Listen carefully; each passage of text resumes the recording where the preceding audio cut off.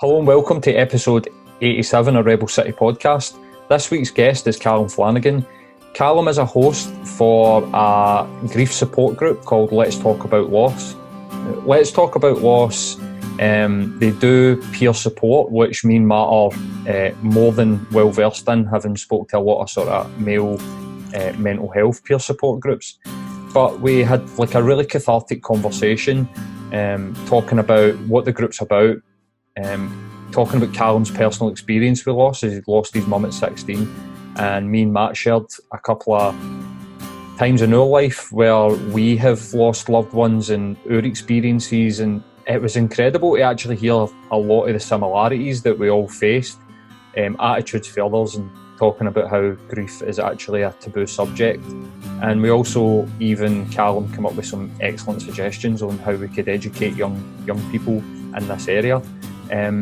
At the end of the podcast, he tells everyone how to get in contact. So if you're someone who has lost a loved one recently or is grieving, then I think that this is an incredible way of actually dealing with your grief through peer support and sharing our feelings and experiences. Hope you enjoy. If you enjoy the podcast, please go give us a review on Apple Podcast, like the YouTube content, and send us any feedback that you might have.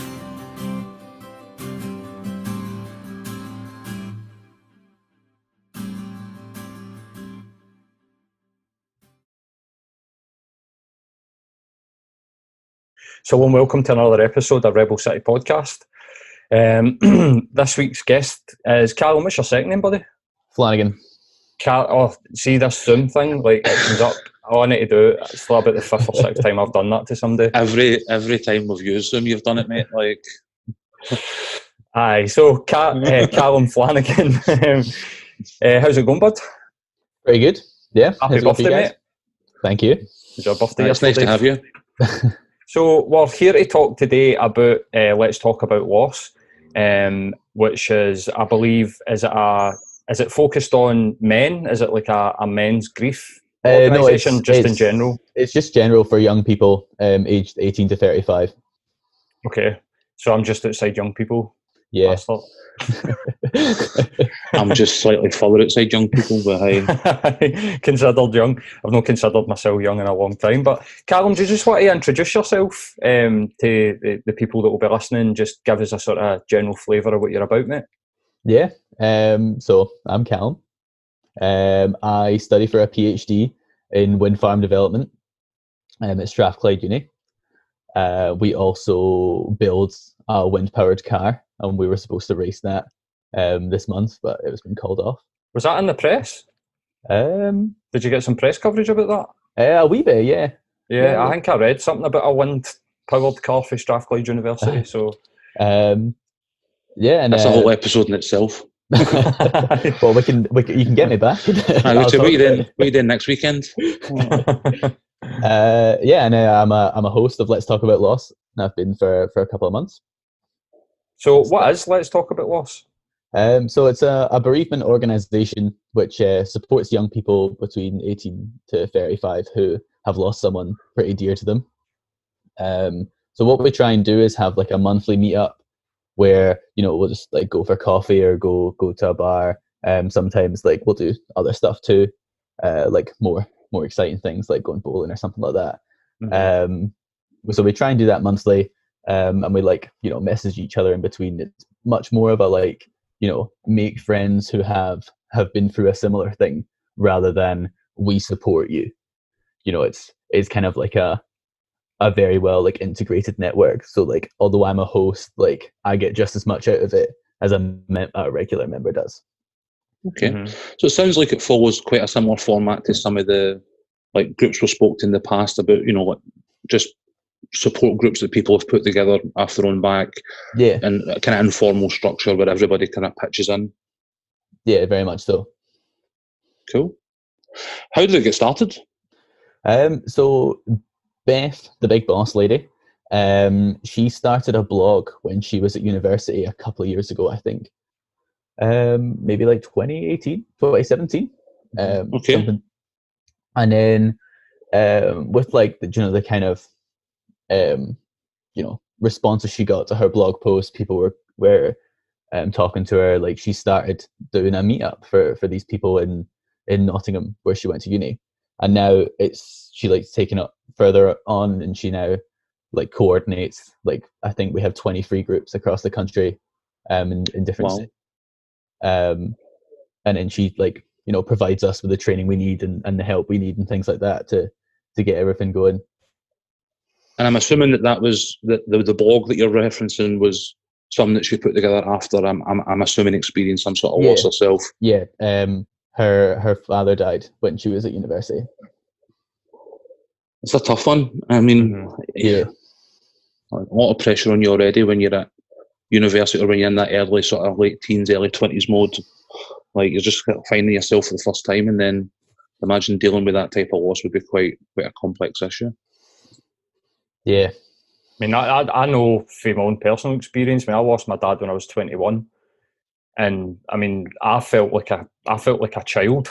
Do you know what I mean? Like, I didn't feel like an adult. I didn't know how to deal with it. Like, it wasn't just. I think that the thing that I found really difficult was having to try and support my mum through her grief, which felt like a mountain in comparison to what I was going through. Do you know what I mean? It's almost like life just comes and just hits you square in the face. There's just so many things that you've never ever been prepared to deal with. I don't think that there's much in the way of any kind of preparation through education or even through university to deal with these things. This is almost like, it feels like the mental health sort of thing, where it's a bit taboo to talk about like how you deal with loss and how you deal with grief. Is that something that people sort of find in general?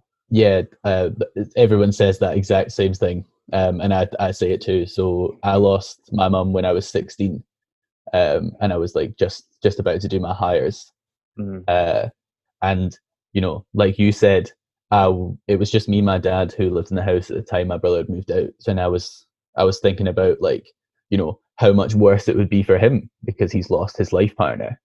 And, like, you know, me and my brother were still young. There's still like milestones to happen that she's not going to be there for, and he would have wanted to share that. But then, like, you know, talking to him more recently, he was thought the exact same thing back at me. Like, I've lost my mum at a very sensitive time, and, you know, he had to be strong to support me, and I had to be strong to support him. When, you know, it's weird how there's such a natural response, when really, like, if we'd sat down and, you know, cried together, it would have probably, you know, brought us closer together, and you know, been a really nice thing, and we could have, like, really bonded from you know, like, a sad place, which would have been nice in the long run. Definitely. I think my experience with death kind of like, and grief kind of like juxtaposes some of that, to be honest with you, because I first experienced all my elderly grandparents dying when I was very young, but it was something that was hidden from me. Like, up until my last grandparent, you know, it was something that I was told. Like, I remember thinking back to a gran on my father's side dying, and it was just like, she just went away somewhere and was never coming back, sort of thing. Like, and everybody just accepted that because we were so young. But like, when my last grandparent died, we were all there as a family, and it's actually like I look back on it now as an adult as a really nice experience in terms of that first real encounter I had with it, because he was surrounded by the family, we just peacefully went to sleep. But even with that nice experience behind me, in my adult life, or as a young adult, I've struggled to come to terms with loss in exactly the same kind of terms that you're talking about. So I don't know whether having a positive or negative experience at a young age makes a difference, but is there just stuff that everybody has to deal with, whether they've had that experience or not? Yeah, I would think so. I would, like, so I've also, my gran died when I was 18, which, you know, wasn't as impactful to me because I didn't live with her and all these things. But, you know, they were both so different in so many ways that, like, my mum dying didn't prepare me for my gran dying in any way. Yeah. So I would say that like, you know, even though some experiences weren't so bad, it doesn't make it any easier when things do hurt a lot more. Yeah. When you were telling the story about your dad there, like, it it again, like I was saying earlier, it just feels very much like the sort of current mental health crisis that we're in, where we're starting to really just wake up to the fact that ignoring things and just getting on with things is not the way to like come out of these 100%. things healthier and happier. It's actually about getting into them and getting into them more with people that you trust and sort of sharing those experiences. So I can understand why the group like works for people, like peer support. Yeah. Is there like some sort of, is there like more standard, I'm trying to think of like the best way to sort of word this question, but is there a sort of standard process that we're starting to get now where people know how to deal with grief sort of start to finish? Or is it like still a bit, we're trying to find our feet with like what kind of support people need? From my experience, I would say we're still trying to find our feet. Like there's so many different ways you can get support, but you know, a big problem with that is it's not all written down in the one leaflet. And it's different for everyone, and everyone experiences loss in different ways. Like some people have like, you know, a long time to grieve before it happens, something very sudden, you know, different ages, different things going on in your life. So there, I would be surprised if we ever found our feet with it, to be honest. Really? Wow. I would have thought that we might end up in some sort of like standardized sort of recovery program, the way that we've got for addiction, the way that we've got for like depression, anxiety. Like we've invested a lot of time and a lot of money into developing these because we've really needed it. I would have felt that we could have potentially have done that, but I suppose, like you're saying, like there's so many different facets and there's so many different avenues. So like sudden death, or like you're saying, somebody's got a long time to sort of say goodbye to their family, but then also the person that's grieving, I would imagine that their mentality, their life really impacts how they deal with grief and like a sort of in any kind of way. I mean, I've recently lost an uncle. He wasn't a close uncle, but his girlfriend, she's not dealt with this in any way, shape or form, and like she needs support. But the way that she's actually like expressed that cry for help is to be like attack people. And I was trying to say to my family that, because obviously like we're not related to this woman, she's my uncle's girlfriend and it's not a close uncle, but unfortunately like my mum and we're the next of kin, so we're the only family that's actually left, so we're having to deal with all these really personal things, and she's come out and attacked. Now I'm lucky that I've been like trained in mental health and was saying to my mum, saying to my sister and saying to everybody involved, this woman's not well. This is not like, she's not attacking you just now as like some sort of, it's nothing personal. She's just not feeling well. And then she's been to the doctor and it's she's been getting the prescription and stuff. But I think like when people, that's probably something that people should really be aware of. And that's what I'm saying, like there should be some kind of like information where we can kind of try and say to people, if somebody loses somebody and you find that they're attacking you or they're angry, don't take it personally. Like help the person through their grief, because you've got to imagine there's got to be some situations where somebody does do that and the family just push them to the side, or you know what I mean, and that just makes it worse, just compounds things. Yes, I 100% agree with that. So our slogan for Let's Talk About Loss is talk through the taboo.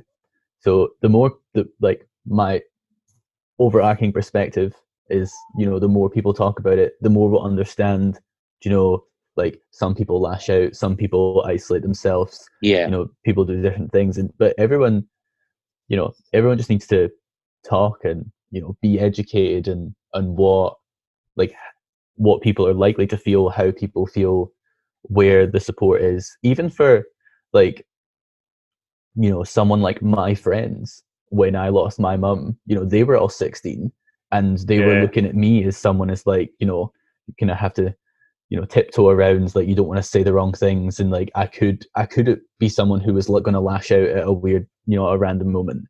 So like if it was, you know, in the best possible situation, if everyone just talked about it all the time, you know, they would have been in a far better position to help me and like I would have been in a far better position to help myself. Yeah. I mean, the one that I got a lot was you would be in groups of people, and this isn't an insult to any individual, because I mean, Matt was my friend when I went through losing my dad, and even my closest friends would start speaking about their dad, and then they would get that you would see the twig and they would be like, "Oh, I'm sorry," and I would be like, "Listen, I want you to speak about your dad. Like, don't like not speak about your parents because I'm in the room. It actually makes me feel uncomfortable if you do sort of edit what you're talking about. Just talk away. I want to hear about that, and obviously that makes me think about my dad, and I want to think about him, and I want, you know what I mean? It's almost like the opposite of what your intuition says. Don't talk about, if you're in front of them, don't touch it. But again, this is what we're learning about everything in life, isn't it? Is that we've got all these shared experiences, and we all seem to go about our own ways of getting over them. And the best way of doing it is actually to come together and like talk. It's just such a simple solution to such a complex problem. Do you know what I mean? And it's a model that's working. I mean, when you compare notions of grief management with how you handle your mental health, like there has been a generational shift that already shows that it can happen. You know what I mean? That people can actually move forward in how they think about things. Like in my lifetime, I've went through, as I said, being completely excluded for the process as a child to now, you know what I mean, being out here with you guys talking about it and sort of open. So, I mean, you know, things change a lot, and of course, even just one lifetime, you know what I mean? So hopefully that's something that can actually bed in and allow folk, because right now, and it's part of the reason why we obviously agreed to, you know, get this going today, was that there's going to be probably now more than ever a lot more young people in that 18 to 35 bracket who find themselves confronting death and loss for the first time, and with very, very little notice, probably in a lot of cases. What have you had to make changes to how you approach things with COVID in the mix? So we've actually in the Glasgow group, we've not had anyone join us with a COVID related death. So we've not reached that point yet. But I imagine in other groups that has happened. But the main kind of changes we've had to make is that obviously we can't meet up in person. So we were like a pretty new group right before it happened. We only had one real life meetup. So we decided to, instead of doing monthly Zoom calls, we would do like weekly catch-ups with like small groups of people. I think we were the only location that tried to do this. So, but we were just trying to like get everyone to know each other and make friends really quickly. And I think it worked really well, especially with like, you know, if you're on a Zoom call with 10 people, you find yourself like, you know, trying to get a word in and it doesn't really happen. But when there's like 3 or 4, you know, you have far more time to speak. And then even if you don't want to, if you're like a little bit shy, it's not that weird either. So, but then we've done like a quiz night. We've done a bingo night. I mean, most of these things, like they're not like brilliant fun, but it's nice to like come together. And then after we like, you know, had a couple of rounds of bingo, we had like a chance to talk about, you know, how things are and like how our grief has changed like during this time of not really being allowed to see your family, and you know, especially with like things like milestones. So like death day anniversaries, birthdays, Mother's Day was a big one. Father's Day too, actually. So that's been quite different, and people have had quite like interesting things to say about that. And like I'm quite different with the milestones, I think, than everyone else. Like I get really excited about them. It's the days where I get to talk about my mum and no one tells me to stop. Fair enough. So like obviously I'm 23 now, so my mum died 7 years ago, and I didn't like talking about it at first because I didn't want to make everyone uncomfortable. But now, like when it's Mother's Day, me and my family usually go for like a Mother's Day meal, which was slightly weird until my brother's wife had kids, and then it made it okay again. So we would usually do that, and like on my mum's birthday, like we would always like get together and like, you know, we were just getting a chance to talk about it, which was really nice. Yeah. Yeah, absolutely. People are missing out on that. Yeah, I used to find that I was the same. Like, I didn't want to talk about my dad in front of people in case it made them feel uncomfortable. Until somebody said to me, like, when I hear you talk about your dad, like, I love listening to you talk about your dad, because you're not only demonstrating to me that, because it was a close mate that was saying, I didn't know how I would handle what you went through, and you were demonstrating not only like a sort of strength to be able to talk in front of people, but almost like role modeling to them that it's okay for them to ask me about, like, ask questions. I had not long after my dad had died, I think maybe within the first year, I had a friend that his grandpa had died when he was over in Spain, and he came back from Spain, and I remember him sitting and he was just not saying anything, and I said to him, "Are you okay?" And he was like, "I'm really upset about my granddad, but I don't feel like I should be upset because you lost your dad last year, and that's a bigger deal than me losing my granddad." And I was like, "Mate, listen, it's all relative. Like, both of your parents are still alive. I lost all of my grandparents within the first 10 years of my life. You've still got all of your grandparents alive. So your experience of losing this first grandparent's going to be massive. Just, do you know what I mean? Like, don't ever feel that my grief..." Is that something that you find maybe in the group, that somebody like devalues their own grief versus like other people? Like comparative grief. No, I think within the group, like, everyone's got different stories and everyone feels valid within the group. But I definitely, like, outside of that, like when like one of my friend's grandparents died, he kept it very quiet, and then, like, you know, very similar thing. I asked him if he was okay, and he basically said, like, "You've lost your mum. Like, I shouldn't be this upset about this." But within the group, like, a lot of people have lost, you know, different people in different situations, and we mainly talk about how it's different to find ways it's the same. So, like, it's more about, oh, how was this experience for you, it being different to me, and then, like, trying to, you know, find common ground and find something to connect with, which I think is really nice. Like, it's really good. It's really great to get to talk about things with people who understand. You know, when you say something that sounds really weird, that, like, you know, I feel like, say, I feel guilty for not crying today. You know, if it was like pretty recent, people understand that. Whereas, like, your friends who might not have experienced that would be like, "No, surely that's a good thing." Yeah, you know, just like things like that. A sign of recovery. Like, oh, you must be getting better because you're not crying about it every day, when in actual fact you're feeling it, but it's not shown up in that way. And like you're saying, there can be some associated guilt, which then makes it even worse. It's just compounding stuff. Do you know what I mean? It's all part of the taboo, isn't it, that we were talking about, where, you know, fathers and sons don't want to express, or feel the need to display that strength that we were talking about, how people don't want to, you know, step on eggshells and offend people. It's all tied into that notion of, this is something that we shouldn't be talking about, or this is something that we should be dealing with privately and in our own way, and blah, blah, blah. And, like, sure, that's part of it, but, like, we have to talk to overcome these exact things. You know what I mean? Yeah, so, like, the specific, like, well, the differences between male grief and female grief are, like, my main motivators for joining the group, trying to become a host. Because I found out about Let's Talk About Loss through another one of the Glasgow hosts, Ruth. So there's three of us, me, Ruth, and Emily.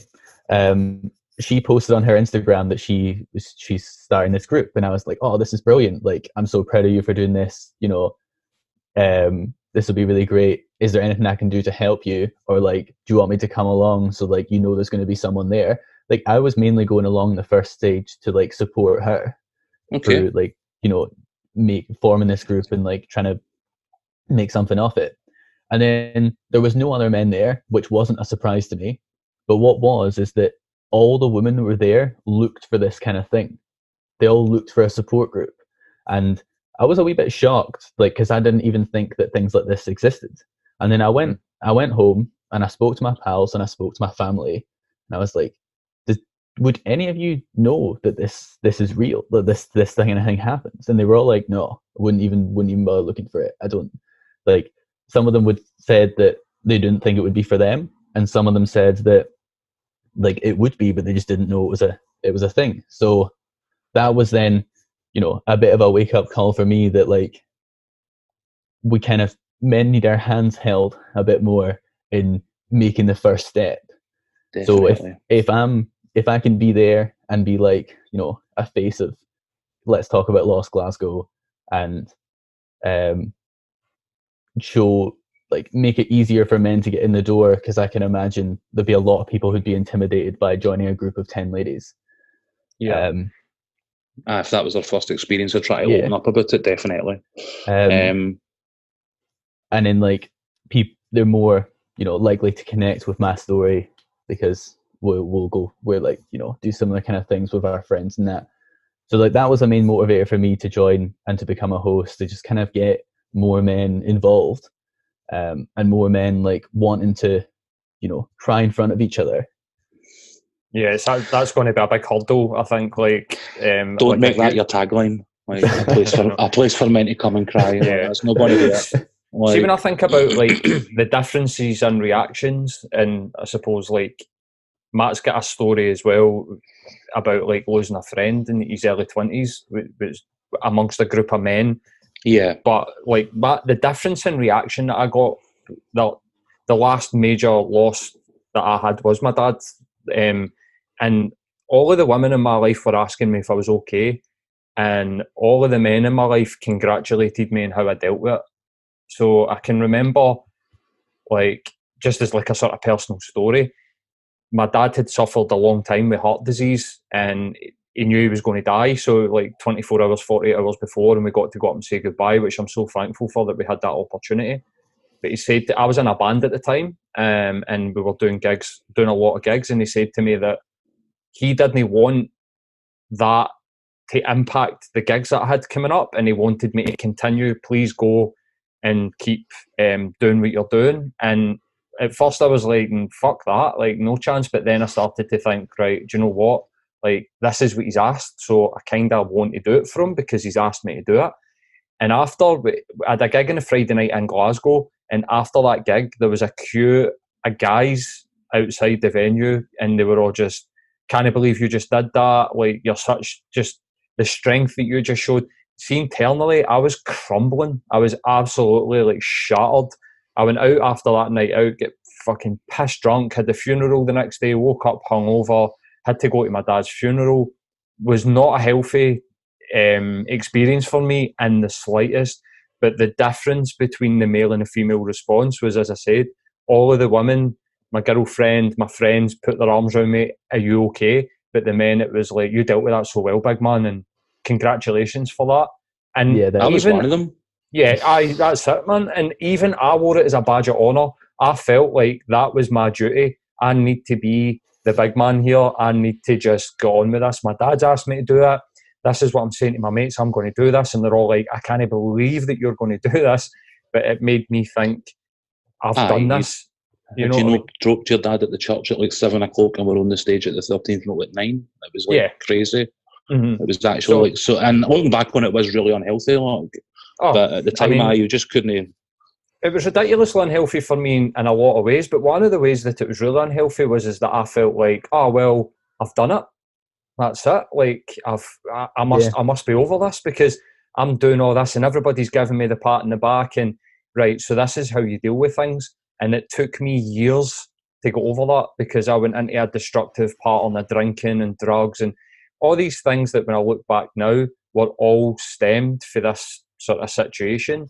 And I think that it makes real sense to me when you say that there's no men in this group. Like we struggle to open up about everything. It doesn't even matter like what it is. Yeah. When I first joined the group, when I was like saying to my pals, "Oh, I'm going to this thing," they just kind of looked at me like, "Are you still not all right 7 years later?" And then I was like, "Well, like no, like like my mum died. It's still a part of my life every day that she's not here, and like although I'm in a much better place, and like it's not that upsetting for me anymore, and I can talk about it like no bother. Like they still don't get it. Like they still don't, you know. Yeah. They don't talk to me in the same way that people that Let's Talk About Loss do about the situation. And then you know, like as you said, like everyone was like patting you on the back. Like I went back to school the next day. Like I was like, I'm not staying at home. Like Wow. I've got prelims coming up. I've got exams coming up. My mum will want me to do well. I'm going to school tomorrow. Like I don't remember being at school for the next 2 weeks. Like it was just all, you know, a blur, a haze. Like, and everyone was like, "Oh my God, like Callum, you're so strong. You're at school." And like we would have like we tests in class, and you know the teachers knew all about it and stuff. And they were like, "You don't need to do this." And I'd be like, "No, I'm doing it." And it was just like I just tried to make life normal, but like that sounds so ridiculous. But that's what everyone does, isn't it? It is, and I think it kind of, when we talk about men and that, you know, inability to engage with it, you know, it does kind of lead into the story that Paul was referencing when I think I was like 19, 20, lost a mate to a car accident, and was in a circle of about maybe 8 to 10 guys on a regular basis.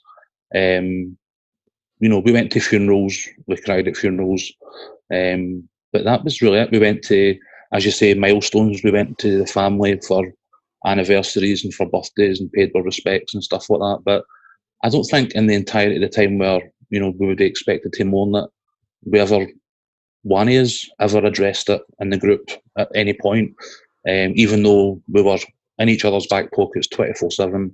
It just never came up. I mean, I think the closest thing we got to closure was that our funeral was on the day the UEFA Cup semi-final that Celtic went through, and we went to the funeral and we went to this wee old man's pub, and it was the tensest, most horrible 90 minutes ever, because none of us were watching the football, and then when Celtic went through, the place went absolutely, you know, mental.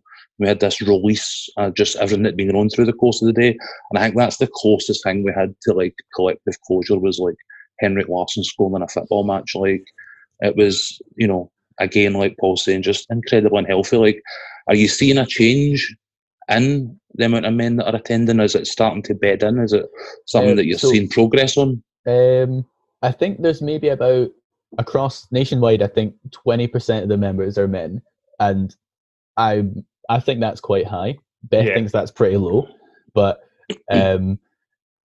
because, you know, she doesn't see things the way I do, and I know that like men wouldn't really want to do this kind of thing. We've had 2 guys join us in Glasgow, but they only came once and then haven't come back. But like we get girls like that too as well. So would, and not necessarily like it wasn't for them, as like it's not for guys. But circumstances all played a big part in that recently, obviously. Yeah. So I'm not really sure. Like I've only really been a host since April, and our first meeting was like the end of February. So it's only been 6 months. So I've not really been part of it long enough to see like more men joining.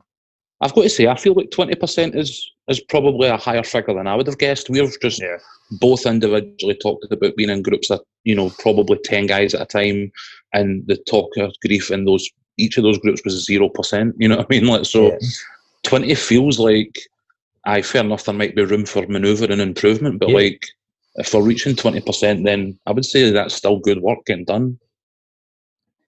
Yeah, I think so. So like, one of the things I'm trying to do, but the uni's really slow, is I'm trying to get like a chance to speak to like engineers, well, like a predominantly male subject. That's also what I do. Engineers and scientists at like the start of their lectures, you know, at university, and just say like, look, like this is a thing that I do. Come and join us if this applies to you.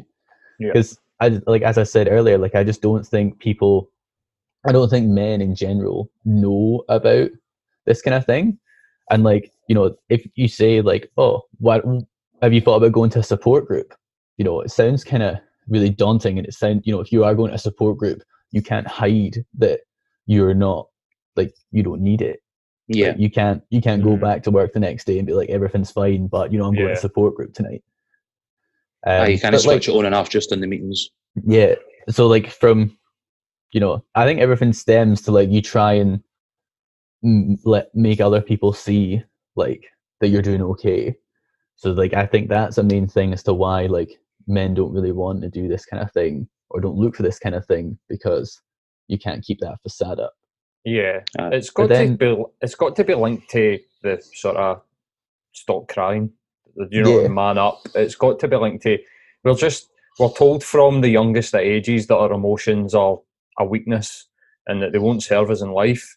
So I mean, if I was to go back to being 21, somebody was saying to me, do you want to go to a support group and talk about what's happened? I'd be like, fuck no. Are you kidding? No, like, get me to the pub. Like, I want to go to the... No, but that's it. Yeah. Like, I want to go to the pub and I want to drink until I don't feel this anymore. And then I want to wake up tomorrow and get on with it. That is what I want to do. But it's these... I'm laughing as a man that has used these services. Yeah. I think that it goes back to what I was saying earlier on. Our natural instinct is to do that and to not engage. And I think I think it's bred into us because, like you're saying, there are stark differences between male and female. And even when they grow up in the same household, there's differences in male and female attitudes towards emotions. And I think it's got a lot to do with just the way that we're told for like a young age, like that our tears and our emotions and all these things, again, are just a weakness that stems from the breadwinning mentality. I mean, if we go back a generation or two, actually being emotional and grieving could have meant that you didn't bring the money home at the end of the week. So I completely understand why these attitudes existed, but they're so outdated. If you're a working man down the docks and you don't have a contract, you turn up in the morning, if you're first in the queue, you get a day job, you get a day's work. Like, if you take a day off to grieve, then you're not getting paid that day. Yeah. And that will have been passed down and passed down. But hopefully, like, now it might be shifting a little bit because, more women work and the gender roles, I don't think, are as strong. Like, I would say in relationships I've had, the gender roles aren't as, like, fixed as they were for, like, my parents. Like, my dad my dad worked away. He would go away for a month. He would come back. And like my mum would work part-time the entire time, but like she was the emotional one with us, and she would like deal with our problems and things like that. And my dad was like, he is great. He's probably going to listen to this, so like I shouldn't say too much about him like that. He is great with like talking about things now, but like when we were kids, like he went to work. That's what he did. Yeah. I think that's probably going to be one of the good effects of the gender roles being blurred or broken, is what I think they should, is that women there'll be a lot of sort of cross-pollination of roles, so men need to engage with their emotions with their children, and because that's just something that they need to do as these sort of rigid roles just go into. It's just something we should have always been doing. Yeah, and like with more women in work, they're gonna demand that emotional stability is part of the workplace, which we as men have never really pushed for. And then we'll with the benefits of that. Well-being is the current like corporate thing that's everybody's picking up. It was health and safety, and then it was mental health, and now it's like well-being is one that everybody's got their own well-being officer and stuff like that. So I definitely think it is a change that we're starting to see. Absolutely. Is there a reason why it's restricted for 18 to 35? Was there a reason behind that? Or is it just because that's the group that the people that created it were in? I think there's a few things that kind of like, come together. I'm not sure why 35 was picked as a cutoff, but if people are under 18, we need different training. So that's 18 is a lower cutoff. But also like, so when my mum died at 16, I knew no one who had lost a parent. But when you're 40 or 50 and your mum or dad dies, or like cousin, uncle, you generally know people who have been through the same thing. And let's talk about losses is a place to connect with people who understand you and understand your grief. It's not necessarily then as like, I don't want to use the word important because it's important for older people too, but it's really important for younger people to find people who have the same experience. So that's why that's like another factor. But and then finally, if you're 40 and someone else is 18, you have a completely different life, and you're not necessarily going to connect on a lot of levels. Someone who's 18 is like just finished school, about to go to uni or about to get their first job, and someone who's 40 is probably like maybe got their own kids. They've lived life a long time, and so I would think that if it was all ages, people would be more concerned about who's going to be there. So if as an 18-year-old you don't want to go to a support group that's everyone's 40 to 50, because everyone will look at you like a child. And so it's about maximising the peer group alongside the experience side. That seems fair. In terms of, obviously we've discussed the groups, other so if somebody's listening to this and there's like other resources, is there like online pamphlets, leaflets, stuff that people could make use of, or would it be just about reaching out to like the local group and trying to get involved? I would say reach out to us. So Let's Talk About Loss have a website, and it's got all the locations and who to contact on for each of them. But like, so we have like quite a relatively close-knit grief Instagram community. So there's the grief club. There's one of the girls in my group. That's a really chipper name for something that is probably quite upsetting to be part of. So one of the girls in the group has an Instagram account called Am I Still a Daughter? And it's like, she puts like blog posts and stuff and like posts how she feels, and it's quite quite powerful, and like it seems, am I still a daughter? That's going to be really grim to read, but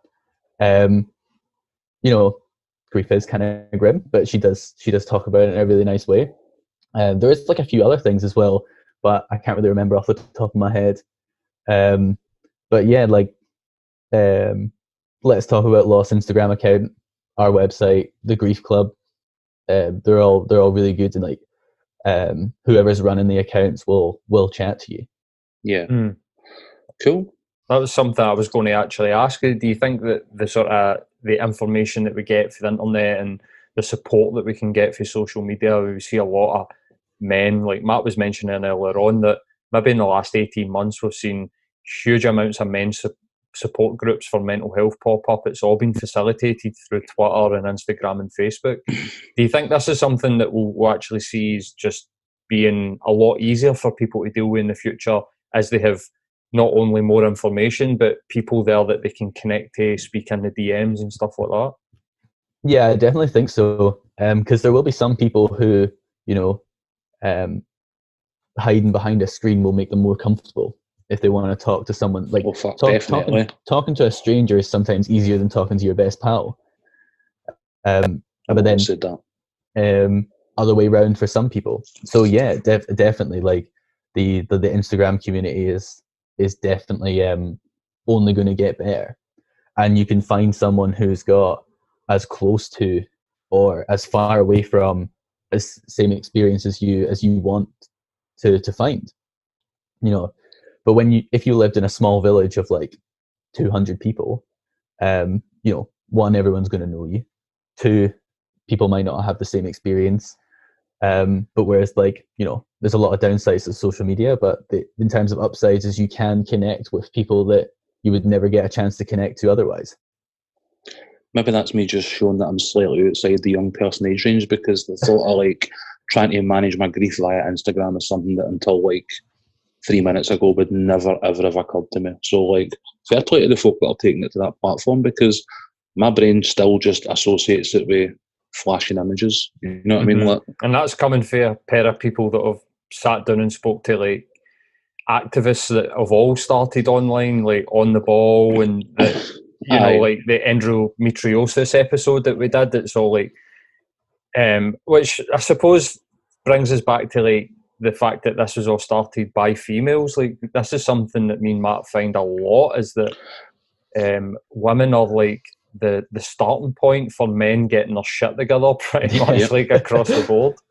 Dan Proverbs said it way back in like episode 5 or 6, you know, as he came in to speak to us about brothers in arms, and it's like brothers need sisters. So that way the highest proportion of men that take care of themselves at some point have done so at the urging of some of the women in their life. Yeah, couldn't agree more. What kind of kickback are you getting for Strathclyde Uni that you're wanting to put a wee advert at the start of a lecture? It's, you know, very trivial bureaucratic nonsense, in my opinion. So I first went to the health and well-being people and I said, I've got a grief support group that I would like to talk to you about, so that if someone comes in, the first thing you can do is check out this group. And then if they don't need the support from the uni, if they find it from us, then that's one person that they, you know, one person less for them to have to deal with, because they're already inundated with people. But I explained this, you know, almost in those exact words. And then when I got an appointment, I walked in and they were like, what brings you here today? And I was like, I run a grief support group. And they looked at me as if, you're supposed to be here because you're not well. So it just didn't get passed on from my email to the receptionist to the person who was taking my well-being meeting. So I was like, that wasn't great. They took a flyer off me. They didn't put it up. I went and looked. So I just went way over everyone's head, went to the head of the electrical engineering department, and he was like pretty, you know, psyched about it. He wanted to get stuff done. He was like, I can get you time at the start of lectures. But when he tried to take it a step further, the people were upset about, data privacy. And I was like, that's got nothing to do with it. I just want to go to a lecture. With 200 people, there's going to be someone there who either knows someone who's affected by this kind of thing or is affected by it. And if I did that for all the years in the engineering department, it's only one lecture, 5 minutes in one lecture, but they're just really slow. I do have a meeting with someone at the end of the month to finally get some. Well, that's positive. Does the university have any sort of like tangible grief support available at the moment? I'm not entirely sure. There is the health and well-being. You need to know. Yeah, I've never looked for that kind of thing from the university. Like I don't. So I'm just thinking about, is that being somebody preserving their job? You know what I mean? Like these things come across people's desks and they think that's great, but that might mean that I don't have. Do you know what I mean? Like self-preservation, something, but. I mean, saying something like GDPR or data protection, and you're offering people a service and you're giving them a leaflet, and then it's up to them to go and reach out. It's not, it's not like there's an affiliation involved or any sort of danger of the university getting slack for offering people grief support. It just feels really sort of inhumane to me that they need to do. In their defence, when I was there 20 years ago having my first meltdown, their support services were absolutely like life-saving. But again, that's been a long time since I was there. You know what I mean? I imagine their support services are really good. But, I also imagine one of the biggest problems they have is that more people want help than they can help. And I think as well, if you're saying to them, we're providing this space, for every one person that you're taking in, that is one person less they're spending on support services. You know what I mean? That was my perspective. A legitimate, logical argument for it. So hopefully, your meeting in the coming week will bear more fruit, because it seems like a bit of a no-brainer. I would think so, but I've been doing this for 4 months. I know, we haven't been at work, and also the undergrads aren't there. But that's why I started so early, because I knew they'd be slow, and I was like, if we just aim for when everyone comes back as a good time to do this, everything can be ironed out and everyone can be happy prior to, instead of having to rush it. But absolutely, it's been slower than I expected. You would think that they could take the opportunity to get something like this really ironed out, and You know what I mean? But we're seeing this a lot across lockdown, where it's just people just going, whoa, let's just wait a minute. Wait till we're back to normality before we make any changes. And you're like, no, this is the perfect opportunity to just enact the change. And then when we come back, we can just get going. This is the time to review the work week. Yeah. You know, and if ever was a time to put extra and additional support out to people that were struggling, surely now is that time. You know what I mean? Well, with grief being like really just like a massive part of like normal life, do you think that there should be some kind of education in the schools with people that are younger? So when we were talking pre-show, I was saying to Matt that one of my first experiences with grief and loss was I lost my grandmum at 8, and I couldn't deal with it like at that age. I mean, my sister just brushed it off and she was upset she'd lost her gran, but she just kind of got back to normal as the weeks went on. But my mum's telling me that I had panic attacks at 8-year-old and all this stuff that I do not remember at all. And I think like this again, along the sort of different avenues that we've had in sort of mental health, like we're saying, like female like issues when it comes to like periods and all these things that we don't want to talk about, it always ends up coming back to the schools, and the schools don't do anything on it. It's almost like maths, English, art, PE. Right, now go and deal with your life, but then you're standing there, you don't know how to run a bank account, you don't know how to deal with your emotions, and clearly we don't know how to deal with losing loved ones. Do you think that would be like the sort of gold standard if we could get it earlier, like sort of as early as possible? Yeah, I would think so, but also it wasn't that long ago since I was at school, and we did get some kind of like, you know, social education, but no one paid attention. It was a class that we did once a week. We got taught how to put a condom in a dildo. We got taught about periods. They're not using bananas anymore. No, moved on. I mean, somebody at a primary school was actively buying dildos. Like, so sorry, that'll get edited out, Mark. Sorry, my brain got in front of my mouth there. So yeah, I think we should definitely put it in, but we also need to find a way to get kids to engage with it. So like, even like all the classes, there's always a lot of people who are, this isn't going to apply to me, or this doesn't apply to me right now. Like the buzz phrase at school is, why am I learning trigonometry? I'm never going to use that. Like, why am I learning this algebra? I'm never going to use that. So like, if you were to come in and talk about, you know, someone dying, it might be a really, really sensitive issue for one of the kids. And it also, other people will be like, you know, my parents are only 50.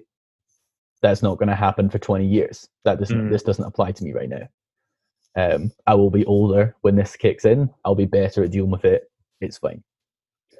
So I mean, do you think it means that it's the best way to deal with this loss is a reactive way? Because it sounds as though it's really challenging to the point of not being effective to be preemptive on it.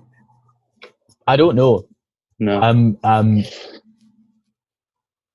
I could only speak from my experience and like from being at school and like not, but I would have loved to have had an understanding of what it was going to be like before, but I'm not sure if I would have ever believed it. Fair enough. So like, if someone was like, you might feel this way, I'd be like, no, I've never felt that way before. When I get upset, I don't do this. So maybe it would have to be on quite a personal scale, but then that's really expensive for schools. Yeah, absolutely. But I think I agree with you. Like, I think even just talking to people, telling them, or people coming in and sharing their experiences, at least that if you are confronted with grief, you know that your reaction is valid and normal and that there's nothing wrong with you. You know, like you're saying, like no guilt, like saying to people, you don't need to feel guilty if grief, it manifests itself in so many different ways. So some information up front, but without, I mean, try to give people sort of grief support when they've not experienced it is sort of, would be very, very much counterproductive, especially to children. But I think just an informative sort of, I mean, we had loads of stuff that informed us about alcohol and smoking. We're going back a long time now. I mean, thankfully, you're saying that things have moved on since me and Matt were at school. I didn't even get the banana, never mind a dildo.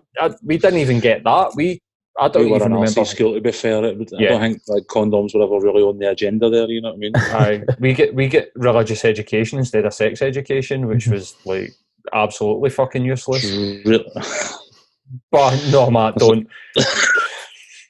But the info, I think you're right in saying that if we had some sort of engaging, informative, I don't know, like the way that they did it with us was like sort of plays and musicals, and you went and it was almost like fun, but it had a serious message, just to let people know what you're saying. Look, you're going to potentially face this, that, and that's normal. And in fact, when you do face that, here's what you should do. You should go and engage with your peers. You should find support groups. Like, this is how we deal with our emotions, as we share them. And I think that's probably the most important thing that we could do, is just teach people emotional intelligence instead of what's happened to my generation. And I think like it might even stop with the generation that's coming through just now, is that we're getting left to deal with ourselves.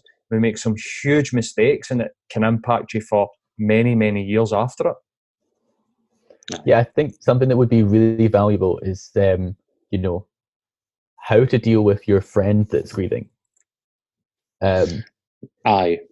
And then you would maybe get something from that personally if it then happens to you. So there was, I can't remember which Instagram account, and this is really bad because I'm not going to credit them. They said a checklist of things to do on Father's Day for someone who has lost their father. And it was like, don't do this and do this. So things like write them a card and say, like, you know, try and have a nice day, and you know, if you want to talk to me, you can. Give them an opportunity to talk about their dad in a positive way. So like my friends were great. They'll listen to this too, and they were great. But not one of them ever said, oh, Callum, do you remember that time your mum did this? And we got to talk about it.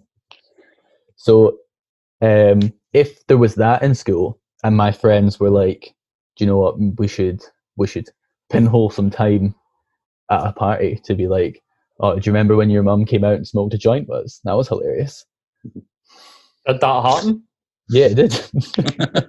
That's fucking brilliant. I've got to say, like, I like that way of framing it, but like, as if, because you were saying one of the things that if we were going to educate kids at a younger age, it's going to be difficult to get that connection to, this hasn't happened to me, this isn't my experience, but framed in the context of what can you do for your friend, if that's definitely something I think that folk, or especially younger people, might be more willing to engage with, because they're still learning the skills, but it's been framed in a manner that is about helping somebody else, and it might make it more real. You know what I mean? I quite like that, actually. Yeah, because I definitely cared way more about my friends than I cared about myself when I was 15, 16. Yeah. Mm-hmm. So I would even thinking, you know, that if I was someone that thought this doesn't apply to me in terms of like personal education, I would like, you know, I've got 10 friends. The chances of it applying to one of them is quite high. It's certainly a conversation I wish somebody had with me when I was a bit younger. Like, I wouldn't have been standing outside the 13th note patting you on the back. Well, I think like it's probably important to say that I don't judge anybody about the way that, even I had mates that avoided me, and after my dad had died, and when they were all just guys that just had never experienced anything and just didn't know how to deal with it, so they just ran away from it. Or I had loads of people sort of say congratulate me on how I dealt with like my dad's death, like 3 days after he died. I don't judge anybody for that. Like, I don't know how to deal with it. You know what I mean? Just the same as like your friends, like say, hopefully if they watch it, like you'll have no bad feelings towards them. Like, we're talking here and we're trying to spitball at some ideas at how we can educate young people to deal with this a bit better. And we're sitting in 2020 and do you know what I mean? We're fucking try to send people to Mars, but we still don't know how to go over the death of a loved one. Like, but this is, I get no bad feelings towards anybody at the time. Do you know what I mean? It's just all, yeah, exactly. Like I probably would have been the same. I wouldn't have known what to say. Wouldn't have known to ask if they want to talk about like something positive, if they want to talk about something negative. I would have had no idea either. Yeah. What's the sort of next steps? Is there anything on the horizon for the group? Is it going to expand? He's wanting to do more sort of social media engagement, or like what's going to be coming up? So we're not quite a charity yet. So that's the next big thing, to become a registered charity. I don't know how that is going to make anything different, but I've been told that that's an important next step. Also, like, not every city in the UK has a Let's Talk About Loss group, but every city in the UK has people 18 to 35 who have lost someone. So that's important too, to try and get more. Yeah, and just like get more people posting about their grief through Let's Talk About Loss or through other Instagram accounts, just to make it more normal. You know, the more we say it's normal, the more normal it's going to get. Absolutely. The more we talk about it, the more normal it will get for people to just share. And I think it's really important that we have leaders like yourself and like the other people involved that are out there, like role modelling what we need to do when we experience these big, massive hurdles in life. Do you know what I mean? Like, definitely. And I think one of the weird, not even weird, but one of the strange things is that there'll be people out there that think by being open and honest about the issues that they find or that they encounter in their life or the grief that, like you were saying earlier on, and I don't want to put that onto other people, that's like a burden. You actually go up in other people's estimates almost every time I've shared, Matt shared on the podcast. We get DMs, we get mates, people that I work with, that I work sort of 4 or 5 steps away from down in England, would come up to me at conferences and be like, I can't believe that you were on BBC talking about porn addiction and Matt's alcohol addiction, and he's done podcasts, and people are like, that's so brave of you. But then we always find that people start to speak to us about, oh, by the way, listen, I've had this thing. And it's almost shocking sometimes when you're just like, why would you never come up to me before, man? And they're just like, just never felt like I could talk to anybody about it. And this is what role modelling does. It just encourages people to be open and honest. Definitely. Yeah, exactly. Do you want to just tell people where they can actually find the Glasgow? Because, I mean, although we somehow get like 13 and 14 people listening in Russia and America and Colombia, the majority of people are in Scotland and the majority of people are in Glasgow and the surrounding area. So do you want to just let people know where, if they were looking to get in touch, where they could get in touch and like where the next group is? And yeah, so we don't have our next meeting set up yet because we're trying to decide whether to do it in person or virtually still. That'll be weather permitting because we'll have to go to the park. Like, we can't just bring everyone to a cafe or anything like that yet. Of course. But so our website is letstalkaboutloss.org, and then anyone in the UK can say click a location and it brings a drop down menu and they're all there. If you want to get in touch with the Glasgow people directly, this is really bad. Hold on a second. Let me just find out what our email address is. That's all right, mate. I'll edit. So our email address is glasgow@letstalkaboutloss.org. What about your Instagram? We don't have a specific Instagram, but just @talkaboutloss is a general Instagram. Glasgow have a specific Facebook group. If you just type in Let's Talk About Loss Glasgow, I'm sure it will be the top one. You have to answer some questions on that, which are, if you just answer yes, the model will still let you in. Fair enough. You don't need to put anything. It's good to know. We're not gatekeeping anybody that's grieving. That's a good idea. So yeah, that's how you can get in contact with us. That's amazing, man. Listen, I mean, these subjects, and they're heavy subjects, but as normal, like, I feel, I don't know, it's like a cathartic process when you just sit down and you talk to people, and it's been a good conversation. Definitely. A couple of surprises in there, even for me. But it's been amazing talking to you, man. Thanks very much for coming on. Thanks for having me on. It's been been great having you, mate. I really appreciate Cheers. having you in and the work that your group's doing. Best of luck with it. Thank you so much. I'll edit this bit out, but see, just before you go, mate, I'm like a practicing counsellor, CBT. I do like coaching for people. See if you've got anybody that's struggling, even if it's no for payment, if for some free, if you don't have anybody that you refer them to, you can get in touch with me. Or if you're doing like a Zoom call and like you think that somebody coming in and doing a talk about just the shit that I've been through, I'm more than happy to come and do it. So if you ever need anything like that, or like a mental health professional, give me a shout. As I said, I won't charge anybody that you refer to me. So I'll give them a couple of that's sessions. Good to know, man. Thanks so much. I offer that to like Man On and all the other sort of mental health groups that I've had in. I just say to them, if there's somebody that you think maybe needs a couple of counselling sessions, I'll do it free of charge. It's no bother at all. So that's so lovely. Thank you so much. No worries, mate. All right. Thanks very much, buddy. Catch you soon, mate. Bye. Take care of yourself, man. Bye-bye. Bye.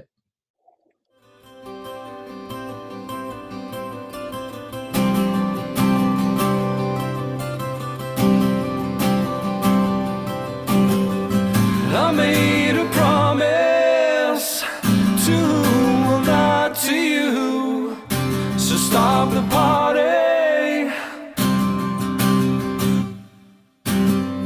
I tried to reconcile a life I lived a while, just stop the party.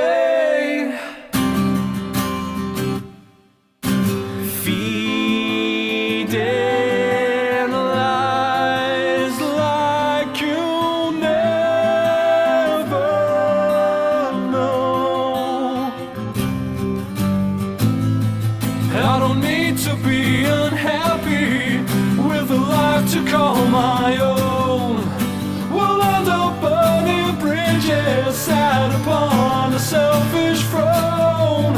I will march along this path of ambitious, forceful ties. I'll be dead before it crashes down before my eyes.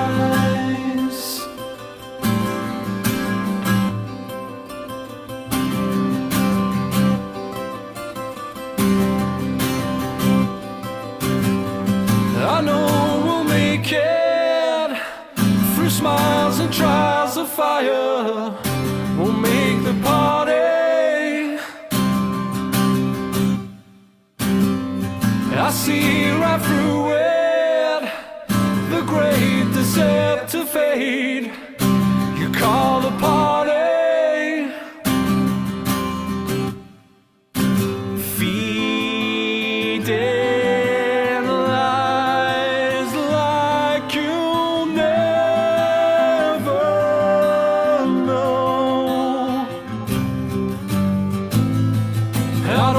To be unhappy with a life to call my own.